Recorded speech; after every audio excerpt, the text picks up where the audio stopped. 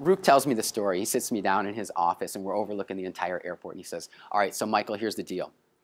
We get all these people together. We get a high level of skill. We get a high level of challenge. We've never tested this thing before. We get the people together. Day one, people are pumped. We send them up in the planes. We're thinking we're going to get the record on the first attempt. We build to 120 out of 142. We get down, we start looking at the video, and people are not where they need to be. Is it too early to cut people? I don't know. They've traveled all this time, spent all this money. Do we start cutting people and putting in some of these other people who are really excited to be able to make one of the slots when somebody messes up? Is it a bad day skydiving? Is it a bad day something happened to them personally? Or was it just a bad jump and it was relying on somebody else? They decide not to go forward and cut anybody. They jump again. They continue to build 124 people, 130 people, 132 people. They keep building. Day one ends. They successfully proven that the new engineering is working. They've made tweaks. Now they're ready to test this thing for real. They go to bed. They come back the next morning. They say, let's start a series of jumps. They had to cut some people from the night before. They've got emotions running high, people spreading gossip, but the majority of the population is excited about what they have to do. They jump day two. They get to 4:30 in the afternoon, and they take this jump. Everything seems to be coming together perfectly.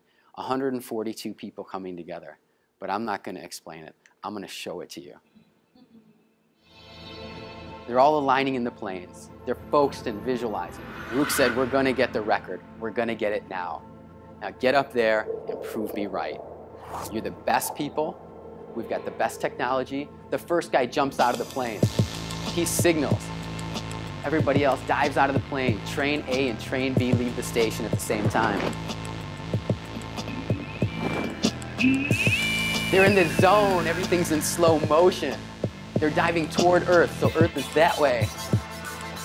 The formation builds. 120, 124, 130, 142 people linked up for the new vertical world record. They break up. They're stoked. They know they got the record. They head down. They're high-fiving. People are going to their tent and their trailers to crack the champagne. They know they just entered themselves in the world record book. Rook takes the manifest to the judges and said, we proved it. Here's the picture. That's Rook giving you a thumbs up. He said, here's the picture. Here's the manifest. 142 people went out of the plane. 142 people linked up. First judge says, man, congratulations, you guys did it. Second judge, phenomenal job. We've never seen it like this before. You guys, you had the energy, you had the right people. The third judge takes the piece of paper, flips it over, scrunches up her forehead, and says, Rook, this isn't right. He says, what do you mean it's not right? He grabs the piece of paper and she says, look here, in this 12th pod, see this grip? This grip isn't right. This person grabbed with their right hand. This person grabbed with their left hand. They needed to grab with their right hand. This pod is off. This formation isn't right. I'm sorry. You didn't get it. In that moment, Rook says, the first thing that went through my mind was, how am I going to tell 141 other people that we didn't get it? Because I made an assumption that that person was going to grab with their right hand and they grabbed with their left hand. So he said, everybody, listen, we're on a 20-minute call. We're going up again.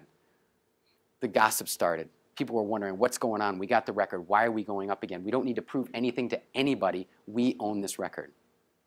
Rook didn't tell them. They just went up again. Did they get it? No. They didn't believe it. 142 people went up. They only had 130 people dock in the station. People, mentally, they weren't in the zone. They weren't in the game. They were falling apart. They made some tough decisions. They said, all right, that's the last jump we can do of the day. We're going to debrief this tonight. We're going to talk about it as a whole group. Rook stands up there at night and he says, listen, we've got some challenges here. You got the record.